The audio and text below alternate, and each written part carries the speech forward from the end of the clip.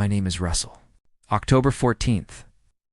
That was the day everything I'd built for 12 years was just gone. I remember standing in my living room, and I use the word standing loosely because I was mostly frozen, staring at a stack of papers. Couldn't bring myself to open.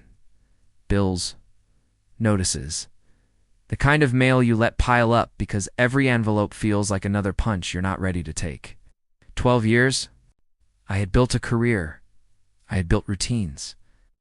I had built a version of myself that made sense to me. In the space of what felt like a single afternoon, all of it, every piece had come apart. I'm not telling you this for sympathy. I'm telling you because if you're starting over after 30, you need to know something nobody says out loud. It is not the same as starting over at 22. And if you use 22-year-old advice, hustle harder. Skip lattes. Stay positive. You will burn out before you even begin. I know because I tried. Every version of that advice. Every book. Every podcast. Every well-meaning friend who told me to just get back out there. None of it worked. And for the longest time, I thought that meant something was wrong with me. Here's what I eventually learned. Nothing was wrong with me. Advice was wrong. It was built for a different version of starting over. A version where you're young, unencumbered, and the only thing in your way is your own ambition. That's not where you are. If you're watching this, you're probably starting over with baggage, with scars, with a body that's been through something. And you've probably been told directly or indirectly that you should just power through it. This video is about why that's wrong. Why starting over after 30 is fundamentally different. And what actually works when you're rebuilding from the ground up with a nervous system that's already been through the ringer. Here's why starting over after 30 is different, and what actually works. Let me paint you a picture of what starting over at 22 actually looks like. When you start over at 22, you've got nothing to lose. And I don't mean that as a knock against 22-year-olds. I mean it literally. At 22, you probably don't have a mortgage. You probably don't have a marriage that fell apart after 8 years of trying to make it work. Probably don't have a decade or more of your professional life that suddenly feels like it evaporated overnight. You're scared? Sure. Starting over is always scary at any age. But you're also free. When you're 22 and you hit a wall, you can sleep on a friend's couch for 6 months and nobody calls it a crisis. You can take an entry-level job that pays nothing because you're hungry and the ladder is long. Nobody expects you to have it figured out yet. You can pivot. You can experiment. You can fail and fail and fail. And the world calls it character building. That's a privilege. And if you've had it, you might not even know you've had it until it's gone. Now, let me paint you a different picture. When you start over after 30, you're not just rebuilding a bank account. You're not just updating a resume. You're not just finding a new apartment or a new routine or a new version of your week. You're rebuilding a nervous system that's been through it. And that is a completely different project. Your body kept score. Every late night you spent staring at a ceiling, running numbers in your head that refused to add up. Every panic attack in the parking lot before work because the thought of walking through those doors made your chest tighten. Every morning you couldn't get out of bed, not because you were lazy, but because the weight of everything you'd lost was physically pressing you into the mattress. It all got filed away. Every disappointment, every false start, every person who let you down, every version of the plan that fell apart. Your body cataloged all of it. And now, when you try to start again, when you sit down to make a new budget, or update your resume, or imagine a future that doesn't feel like a slow-motion disaster, your body doesn't trust you yet. It remembers what happened last time. It remembers that hope hurt, and so it tightens. It braces. It goes into survival mode before you've even written the first line of the new plan. That's not weakness. That's biology. That's a nervous system doing exactly what nervous systems are designed to do, protect you from threats. And after everything you've been through, your nervous system has learned that big plans, big ambitions, big dreams, those are threats. It's the last time you had those, they got taken away. So when you sit down and try to rebuild the way a 22-year-old would, all momentum, all grind, all forward motion, with no accounting for the weight you're carrying, your body rebels. It's not because you're broken, because you're overloaded. Here's where it gets worse. Because not only is your body working against you, the entire self-improvement industry is too. Most advice for starting over falls into two categories. And both of them are wrong for where you are. Category 1. Hustle culture. Wake up at 4 a.m. Take a cold shower. Meditate for 20 minutes. Journal 3 pages. Run 5 miles. Read 1 chapter of a business book. Network before breakfast. Grind, execute, dominate. You know who writes that advice? A 24-year-old with a trust fund and a caffeine addiction. Someone who has never sat in a parking lot at 8:47 a.m. wondering if they can physically make themselves open the car door. Someone who confuses privilege with discipline and luck with hustle. Hustle culture assumes you're starting from neutral, that you're fresh, you're rested, that the only thing between you and success is effort. But you're not starting from neutral. You're starting from deep in the red. And when someone who's starting from deep in the red tries to hustle, they don't succeed. They crash. And then they blame themselves for not hustling hard enough, which makes the crash even worse. It's a loop. It's a brutal one. And hustle culture keeps you spinning in it. Category 2. Toxic positivity. Just manifest abundance. Good vibes only. The universe is conspiring in your favor. Everything happens for a reason. You just need to raise your vibration. Think positive thoughts and positive things will happen. That advice was written by someone who has never actually lost anything. Someone who has never sat in an empty apartment after their partner moved out and tried to manifest abundance while the unpaid bills sat on the counter. Someone who has never had to choose between paying for therapy and paying for groceries. Someone who confuses comfort with wisdom and privilege with enlightenment. Toxic positivity tells you that your pain is a mindset problem, that if you just thought differently, you wouldn't hurt. That your grief, your exhaustion, your bone-deep weariness, it's all just bad vibes you need to clear. What that actually does is add shame on top of pain. Now you're not just struggling. You're struggling and you're failing at positivity. You're suffering and you're doing it wrong. You're in the hole and you're supposed to pretend you're not. Neither of these approaches works when you're genuinely starting from zero, because neither one acknowledges what you're actually carrying. Neither one says, hey, maybe you need to stabilize before you optimize. Maybe you need to grieve before you grind. Maybe you need to feel safe in your own body again before you try to conquer the world. Neither one says that, and that silence is loud. So let's talk about what's actually happening inside you. The real problem isn't that you don't know what to do. If I sat you down and asked you to write a list of things that would probably help look for a new job, cut your spending, reach out to people, get some exercise, go to bed earlier, you could write that list in 3 minutes. You're not stupid. You know what the moves are? The problem isn't knowledge. It's regulation. Your nervous system is dysregulated. That's a clinical sounding word. Let me break it down. Your nervous system has 2 main settings. There's the sympathetic system, that's the gas pedal, fight or flight, alert, vigilant, ready for danger. And there's the parasympathetic system, that's the brake. restanddigest.com/safe. Recovery mode. When you've been through prolonged disruption, job loss that stretched into months, a divorce that gutted you, financial collapse that kept you up at night for years, burnout that hollowed you out from the inside, your nervous system gets stuck on the gas pedal. Not because you want it to. It's not because you're doing anything wrong. Because your body learned that the world is not safe. It's trying to protect you. Even now. Even when the immediate crisis has passed. Even when you're technically okay. Your body doesn't know the difference between a lion chasing you and a stack of bills on the counter. It responds the same way. Adrenaline, cortisol, hypervigilance, every system on high alert. And from that state, from survival mode, every decision feels life or death. The email you need to send. Life or death. The call you need to make. Life or death. The resume you need to update. Life or death. Every single task, no matter how small, gets processed through a nervous system that is screaming danger at full volume.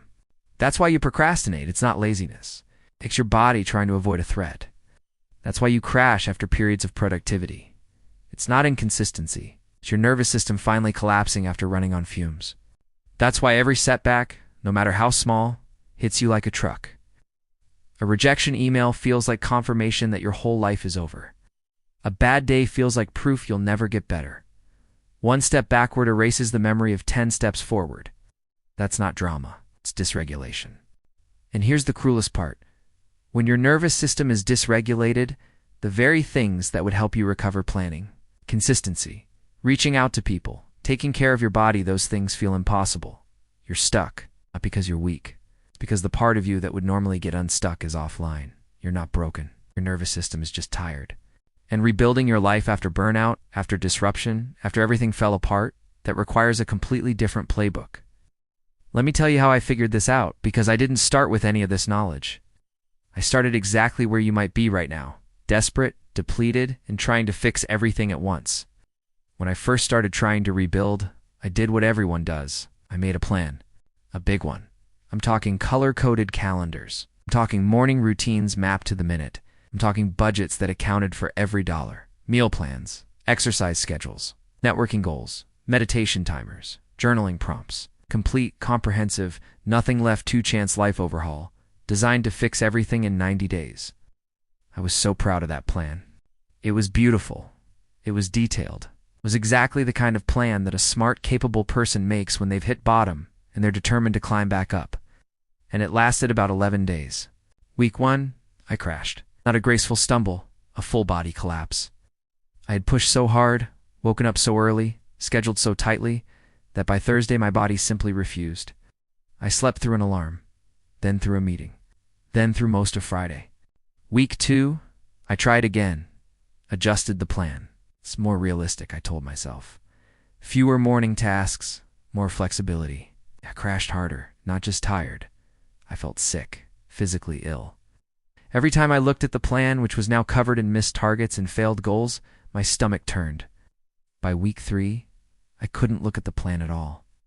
I had it on my desk, a binder, tabs, highlighted sections, sat there for days while I did ... nothing. Not strategic, nothing. Not restorative, nothing. It's a kind of nothing where you scroll your phone for 4 hours and then hate yourself for it. It's a kind of nothing that feels like giving up. I thought I was broken. I thought I had finally become the thing I'd always been afraid of. Someone who couldn't follow through. Someone who talked a good game but couldn't execute. Someone who was all plans and no action. Here's what I didn't understand yet. There was a day, and I remember this with a clarity that still surprises me, when I didn't get out of bed until noon. Not because I was sick, not because I was lazy, not because I had given up. It's because I was exhausted in a way that sleep didn't fix. I had slept 9 hours, 10 maybe. And I woke up just as tired as when I'd gone to bed. My body felt heavy. My brain felt foggy. The thought of standing up, of making coffee, of facing another day of trying and failing and trying again, it was too much. So I lay there, and I did something I hadn't done in months. I stopped performing. I didn't tell myself I was being productive. I didn't reframe the day as a rest day in pursuit of some larger goal. I didn't make a plan to do better tomorrow. I just lay there. And in that stillness, a thought surfaced that I had been running from for a long time. I've done hard things before. Before this, before the collapse, I had rebuilt before. I'd pivoted careers. I had gotten through difficult breakups. I'd moved to new cities, started over socially, built routines from scratch. I knew how to do hard things. I had a track record. So why did this time feel impossible? Then it hit me. Not like a lightning bolt. Not like a sudden burst of clarity with a swelling string section underneath it. It was quieter than that. More like a door opening a crack and letting in just enough light to see the shape of the room you've been stumbling around in. Previous hard things, I was whole when I started them.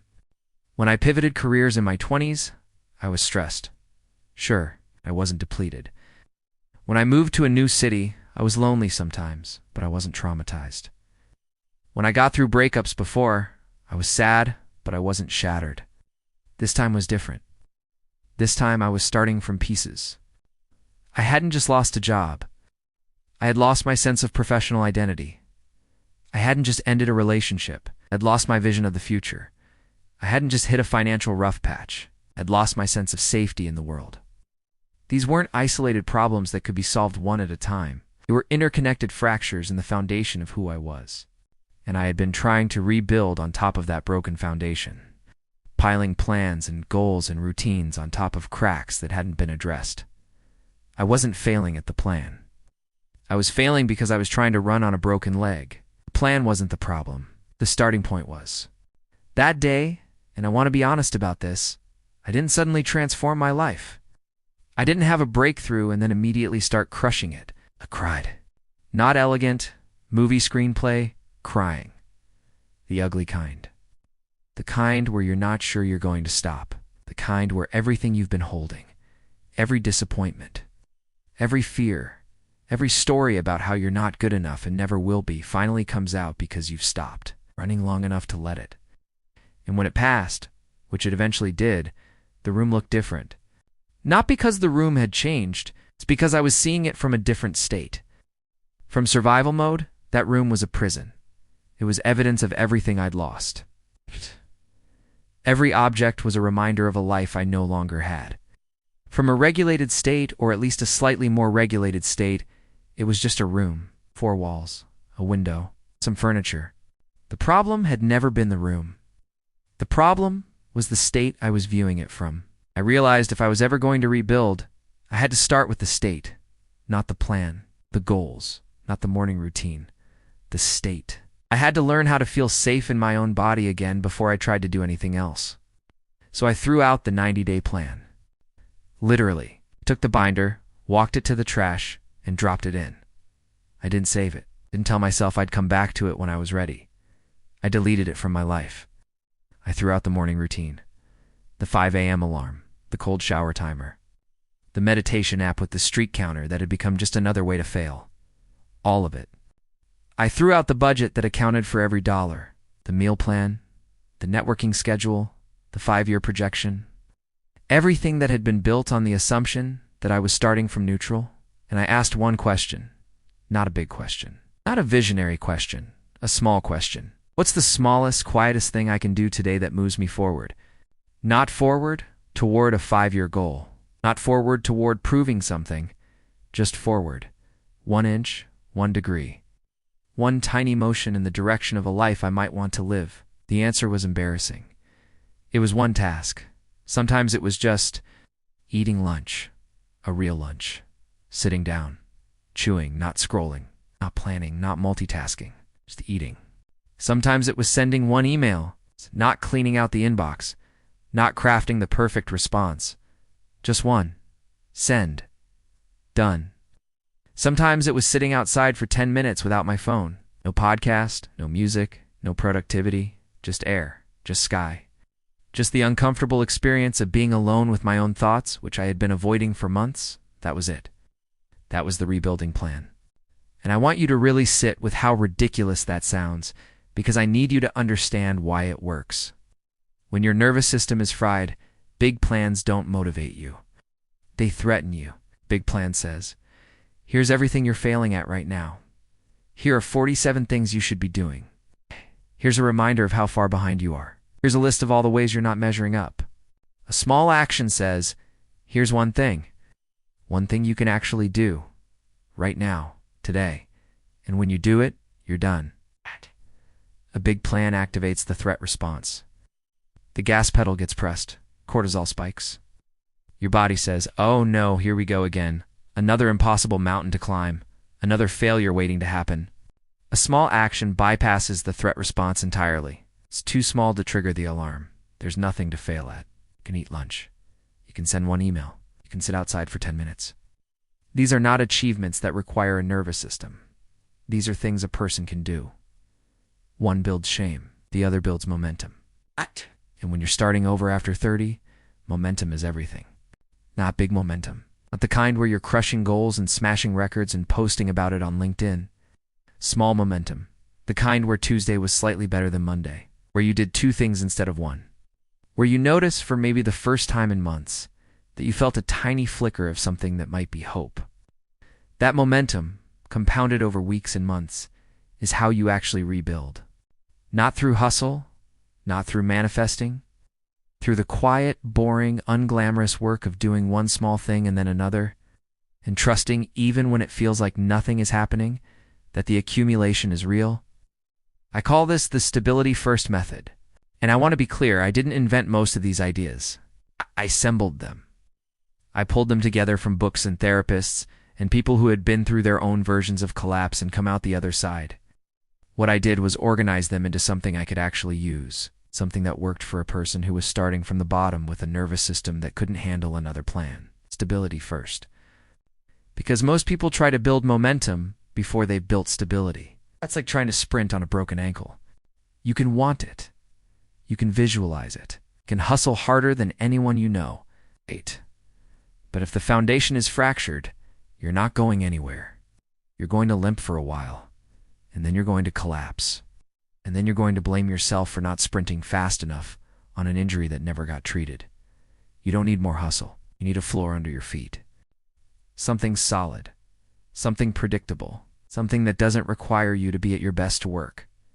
You need stability, not as a luxury, not as something you'll get to once you've fixed everything else, but as the very first thing you build. So let me give you the 3 pillars. This is the method. This is what actually worked. Pillar 1. Stabilize before you optimize. Before you budget, before you job hunt, before you manifest abundance or grind at 4 a.m., or do any of the things the self-help industry tells you to do, you stabilize. And stabilizing, at least at first, is not impressive. It's 3 things. That's it. 1 predictable meal. Not a healthy meal. Not a meal prepped, macro-counted, Instagram-worthy meal. Just a meal you can count on. At roughly the same time, every day, something your body knows is coming. Because when your nervous system has been through chaos, predictability is medicine. Knowing that at 12:30 or 6 o'clock or whenever it is, you will eat that sends a signal to your body that the crisis is over. That you are safe enough to plan ahead, even if the ahead is just a few hours. 1 predictable sleep time. Not 8 hours. Not perfect sleep hygiene. Not a bedtime routine with lavender oil and blue light blockers. Just a time. A time when you go to bed. Roughly the same every night. Your body learns. Okay, this is when we rest. This is when the day ends. You don't have to stay vigilant anymore. We can power down. That consistency, more than the total hours, is what retrains a dysregulated nervous system. 1 predictable walk. Not a workout. Not a training plan. Not a step goal. Just a walk. Same route, same time. 10 minutes is fine. 15 is great. The point isn't exercise. The point is your body learning. I move. I return. I am not being chased. That the world is not a threat. The ground is steady under my feet.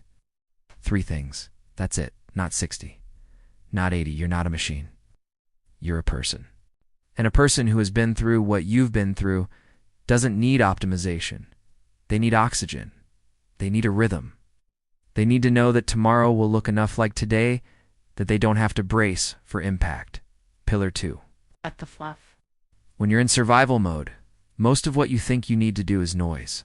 And I mean that literally. I'm not being poetic. Your brain in survival mode generates obligations the way a stressed-out manager generates meetings constantly, urgently, and mostly uselessly. You should reorganize the garage. You should respond to that email from 3 months ago. You should update your LinkedIn. You should meal prep. You should call your aunt. You should research side hustles. You should catch up on the news. You should finally deal with that thing in the basement. None of it matters. None of it is real. It's all noise. And noise, when you're in survival mode, is not harmless. Noise is expensive. Every unnecessary obligation you carry, every shit rattling around in your head, is rent your nervous system pays. But right now, your nervous system cannot afford rent. So here's how you cut it. 3 questions. Ask them about every obligation, every task, everything on your mental list. Does this pay me? Not just money? Does it create value? Does it move me towards stability? Does it produce something I actually need? Income, security, a working car, food in the fridge? Does this feed me? Literally and figuratively? Does it nourish? Does it give me energy? Or does it drain me? Does it make me feel more like a person or less like one? Does this calm me?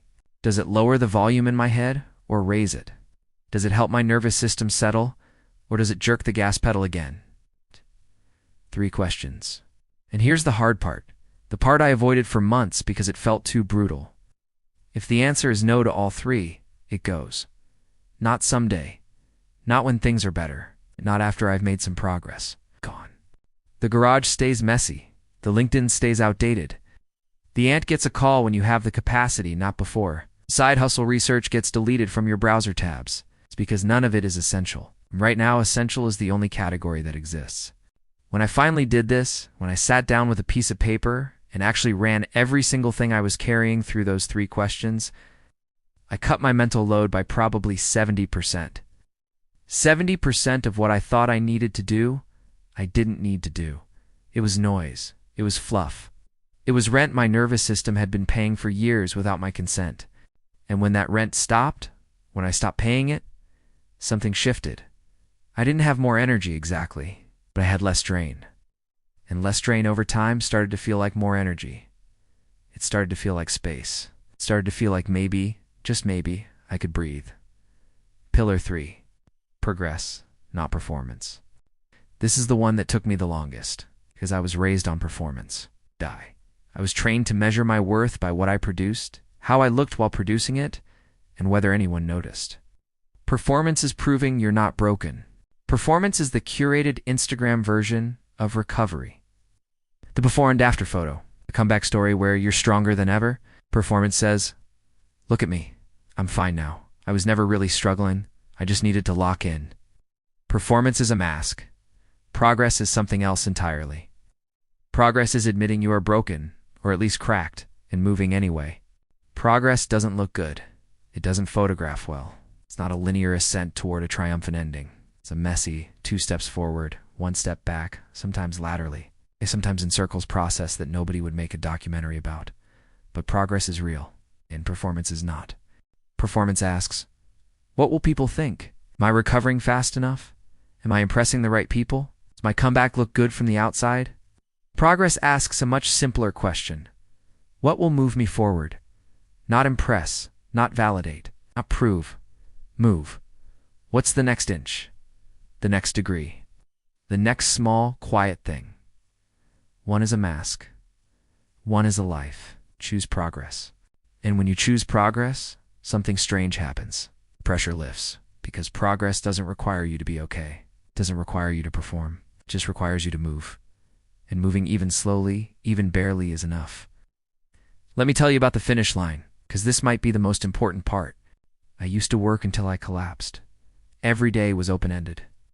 There was no done. I was just exhausted enough to stop, which usually happened around 9 or 10 p.m., at which point I'd stare at my phone for an hour and then pass out. I thought that was discipline. I thought working until you couldn't work anymore was what serious people did.